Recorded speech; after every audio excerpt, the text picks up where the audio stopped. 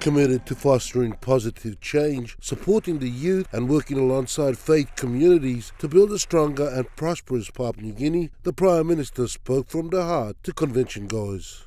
And having said this, I just want to give you all our fullest assurance that, humanly speaking, your government is working very, very hard to ensure that our country gets better.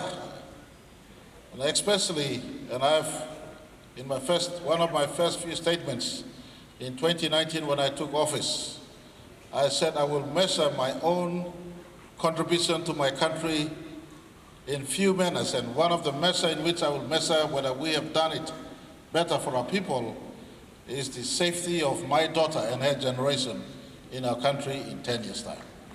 Prime Minister Marape further highlighted the government's Second Chance education program, encouraging the congregation to welcome these young men into their churches. Prime Minister Marape shared his pride in the program's success, stating that over the past 4 years, a new lease of life to 50,000 young men and women were given through Second Chance education. Recognizing the pivotal role of the church as a source of positive influence and guidance, Prime Minister Marape extended his call not only to the Foursquare Church, but to all faith communities across the nation.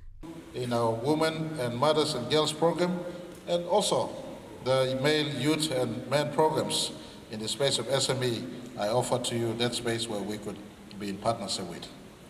In an impassioned appeal, Prime Minister Marape urged mothers within the church not to be discouraged or disheartened by their sons' challenges, but rather to embrace and support them. By doing so, Marape believes that these young men will in turn become protectors and advocates for the women in the neighbourhoods. Together, this collective effort will contribute to a better Papua New Guinea in the years to come. Acknowledging the multitude of issues facing the nation, Prime Minister Marape emphasised the need for collective action, calling upon women to stand by their sons during these trying times. Drawing inspiration from the national anthem's call for the sons of Papua New Guinea to arise, Prime Minister Marape rallied all young men across the country to rise up for the betterment of their homeland. Prime Minister Marape reiterated his government's commitment to assisting churches and announced the contribution of 200,000 kina to cover convention costs, even though the Foursquare Church had not requested any financial assistance.